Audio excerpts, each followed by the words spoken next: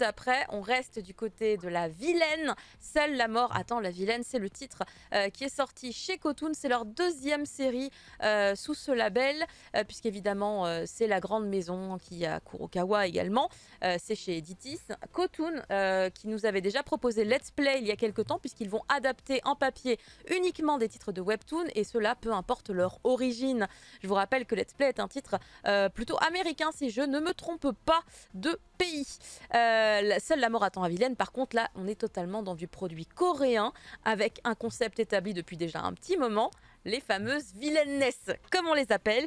On est sur un registre qui me plaît énormément, que je consomme à foison et qui très certainement est une des explications de mes nuits sans la moindre trace de sommeil à ce jour, puisque entre le boys love et les vilainesses, mon cœur penche décidément entre les deux, des deux côtés, tout le temps, comme ça, il alterne. Et donc, moi, personnellement, je n'avais jamais lu Seule la mort attend la vilaine. Je l'ai découvert avec son adaptation papier, donc édité chez Cotoon. Et ça a été un coup de foudre, vraiment un très très grand coup de foudre. Parce que du coup, là, ce qui était super intéressant, c'est que moi, je suis hyper habituée à lire tous ces on va dire, ces clichés, ces codes liés aux vilainesses, que ce soit des vilainesses qui vont s'auto-réincarner en elles-mêmes 10 ans plus tôt parce qu'elles ont fait des conneries, ou elles ont été victimes d'un complot, ou alors celles qui vont se réincarner dans un autre monde, donc avec une étape un peu isékaïsante, où elles vont se faire rouler dessus par un camion, ou tomber d'un pont, ou se faire assassiner, ou elles vont mourir parce qu'elles ont trop bu d'alcool. Enfin vraiment, j'ai eu tous les cas. Il n'y a pas une mort unique quand on passe dans un isekai, quand on est amené à devenir une vilainesse, que ce soit autour d'un jeu vidéo ou autour du dernier roman que tu as lu. À chaque fois, il y a toujours les mêmes types d'étapes, à savoir prise de conscience de l'endroit où on est, compréhension de l'univers, on refait un petit peu le récap de tous les personnages autour de nous, et enfin, la dernière décision à prendre, comment ne pas mourir, puisqu'en général, les vilains ont toujours un destin tragique. Ici, dans ce cas particulier, Seule la mort attend la vilaine, on entre à l'intérieur d'un otome game, donc d'un jeu à destination du public féminin. On a déjà eu d'ailleurs un cas qui a extrêmement bien marché au Japon, qui s'appelait tout simplement Otome Game en version papier, puisque le manga était sorti chez nous dans une autre maison d'édition, je crois que c'était chez Delcourt si je ne m'abuse, qui est très rigolo, très fun et tout. Et alors vraiment c'est littéralement pareil, on est dans un jeu vidéo et il faut s'en sortir pour ne pas mourir. Là, la différence, c'est que c'est pas... On rigole pas. On n'est pas en train de... Oh, qu'est-ce que c'est drôle, il y a des gags dans tous les sens. Non. Non, non, là, on est plus sur du drame. Même si, oui, il y a des petits moments de respiration dans lesquels on va peut-être rigoler un peu. Mais là, on est vraiment dans un aspect quand même beaucoup plus dramatique. Et surtout, à la différence de beaucoup d'autres œuvres que j'ai pu lire avec le thème du jeu vidéo dans lequel on va plonger, on a... J'avais jamais autant vu en fait vraiment, à part ici, vraiment littéralement toutes les boîtes de dialogue à la solo leveling qui s'ouvrent en permanence tout le temps. Là on est vraiment beaucoup plus avec l'interface du jeu vidéo qui est très très présente. Moi ça m'a beaucoup rappelé un autre titre que je lis sur Picoma, qui est une espèce de harem où en fait c'est exactement pareil, il y a des boîtes de dialogue qui s'ouvrent tout le temps, elle doit cliquer sur des boutons pour prendre des décisions, et c'est vraiment un des rares cas où j'ai pu voir ça dans le cadre des vilainesses. Et ici c'est pareil, d'ailleurs c'est tellement enfermé dans ce concept qu'au tout début de l'histoire, notre héroïne, qui donc voilà est morte, elle a eu une vie compliquée, elle est morte, elle se retrouve dans ce jeu vidéo qu'elle a joué, évidemment, sinon elle ne se retrouverait pas dedans, et en fait elle va être bloquée parce qu'elle ne peut absolument pas s'exprimer. Elle a une boîte de dialogue avec uniquement 3 propositions à chaque fois, et il faut trouver la bonne pour ne pas être décapité, puisque tu sais qu'à tout instant tu peux crever.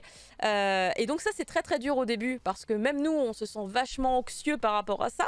C'est une première fois que je vois que tu as des choix comme ça. À un moment donné, très rapidement, elle va être très maligne, elle va hyper bien doser et tout, et le jeu va lui donner l'autorisation d'enlever les choix multiples et de pouvoir avoir ses propres réponses et de s'exprimer elle-même. Mais c'est vraiment effectivement très déconcertant au début, parce qu'elle est obligée, enfin son corps va bouger de lui-même ou parler de lui-même dès qu'elle va cliquer sur les boutons par rapport aux différentes actions. Quelle est sa situation? Dans quel univers est-elle tombée? Alors c'est la fille d'un, je sais plus, d'un duc, c'est toujours pareil en général, quelqu'un de très haut placé dans la noblesse ou la hiérarchie. Adoptive. Nos parents sont Ah riches. oui, non, mais attendez, je donne pas tous les détails tout de suite. Mais oui, elle est dans une grande... Le bingo, cochons le bingo ensemble.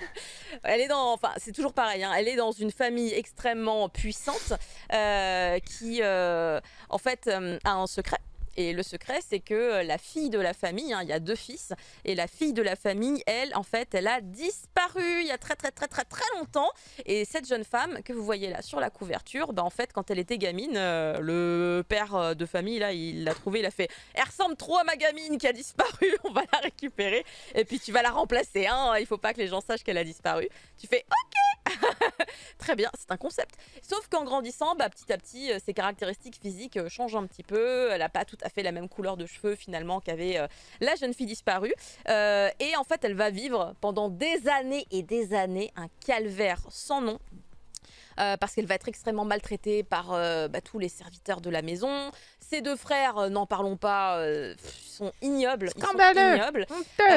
Et ils vont vraiment lui mener la vie dure, lui parler avec vraiment on va dire des mots extrêmement blessants constamment. Ce qui fait que fatalement, qu'est-ce que tu veux faire? Elle va devenir elle-même une personne extrêmement sombre et toxique. Parce que t'as pas le choix en fait. Hein. À partir du moment où tu construis un monstre, c'est difficile de ne pas le devenir. Donc elle, à partir du moment où elle prend possession de ce corps, qu'elle comprend tout ce qui se passe, parce qu'elle connaît quand même un petit peu le jeu vidéo, elle va se dire ok, alors que j'essaye de me rappeler qu'est-ce qui se passe dans ce jeu vidéo, c'est quoi le concept, car selon le scénario établi, elle est censée arriver à un certain âge, à ses 18 ans précisément, quand elle va célébrer ses 18 ans. C'est le moment où il y a la vraie fille qui revient et elle reprend sa place. Et du coup, elle dégage et elle crève. Parce qu'à chaque fois, ouais, c'est rude. Peu importe le scénario, elle est obligée de mourir tout le temps. Voilà, tout le temps. Et du coup, tu dis, effectivement. Donc là, il lui reste, a priori, 2 ans pour réussir à trouver une solution avant, effectivement, ses 18 ans et l'arrivée de la vraie fille légitime qui est censée tout chambouler. Et comme c'est un otome game, souvent, le concept des otome games, c'est des espèces de visual novels dans lesquels il y a des routes, il y a des chemins, et en fait, il faut les tester et réussir, entre guillemets, à conclure avec un gars. Hein, c'est vraiment le concept de l'otome game. Et là, bah, du coup, elle, comme c'est pas la fille de sang de cette famille, bah, concrètement, les 2 frères... elle pourrait conclure avec eux aussi, car a priori, elle se dit, bah, faut que j'arrive à finaliser à 100% avec quelqu'un, et peut-être comme ça, je reste en vie. Et quand je vous parle de 100%, c'est parce qu'en fait, au-dessus des personnages avec lesquels tu peux évidemment choisir un chemin, il y a, comme vous pouvez le voir à droite, un espèce de petit cercle avec un petit cœur au-dessus et un pourcentage. Là, on est totalement in-game. Hein. C'est vraiment un des aspects aussi qui te fait penser aux jeux vidéo. Après, on sait que la seule vraie fin, c'est la fin harem. Bah, peut-être que c'est une route cachée. Peut-être que c'est une route cachée. C'était peut-être une route secrète. Mais en tout cas, voilà, elle doit faire en sorte que ce pourcentage d'affection se développe à son niveau. Et ce qui est très sympa, alors là, je crois qu'on l'a pas du tout sur les images qui nous ont été données par la maison d'édition, mais on a littéralement une présentation exactement comme dans un jeu vidéo dans le bouquin. Je vais vous la montrer. On a tous les personnages qu'on peut draguer. C'est très bien. Moi, j'ai beaucoup aimé. Je me suis dit, ah, ben parfait, comme ça, on sait qu'il y en a, je sais plus, il y en a 5 ou 6.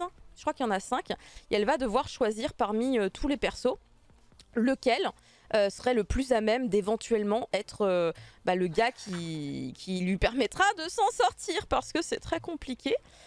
Alors, j'aurais dû mettre un marque-page dessus, parce que c'est beaucoup plus dur à retrouver que ce que j'ai... Ah, bon, là, on a déjà 2. Voilà, on en a déjà 2. C'est les 2 frères. Ils ont vraiment une présentation, on a l'impression d'être sur un jeu sur téléphone portable. C'est amusant. Et donc, il y en a effectivement d'autres. Il y a en l'occurrence le prince héritier qui a l'air d'avoir une vie compliquée aussi. D'être un peu violent. Le mec est psychopathe jusqu'au bout. À un moment donné, elle se dit « Ah, j'ai une super idée ! Et si pour pouvoir m'en sortir, je ne décidais pas tout simplement de mourir. A priori, quand je serai au bord de la mort, le bouton reset va apparaître. Et puis c'est bon, j'aurai qu'à faire un petit reset et tout va bien. » Sauf que du coup, elle va se plonger dans une situation extrêmement dangereuse avec le prince, car il est totalement teubé, il sort son épée à tout bout de champ. Et du coup, elle se dit « Bon, bah voilà, là je suis au bord de la mort, il est en train d'à moitié me trancher la gorge. Il est où le bouton reset ?» Et là, elle fait « Il n'y a pas de bouton reset. » C'est envie de chanter Dumb way to die. Bah voilà. Voilà. Et du coup, elle se dit « Là, je vais crever, je suis dans la merde. » Donc, elle trouve une solution pour s'en sortir. Mais Là, du coup, elle découvre que oui, non, c'est très tendu. Elle se disait, non, mais il y a toujours cette solution, éventuellement, à tout instant, je peux m'en sortir. Non, mais en fait, je ne peux pas m'en sortir.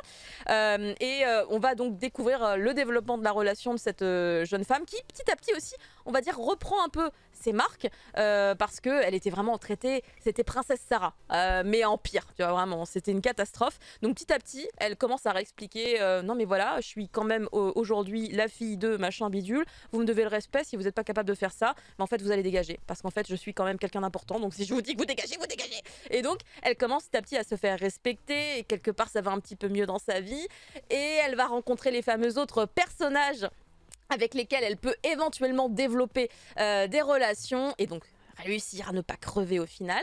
Et donc c'est intéressant, c'est intéressant. Il y en a un qu'on n'a pas encore rencontré dans le tome 1, c'est celui que depuis le début elle nous dit a priori, lui c'est mon meilleur plan.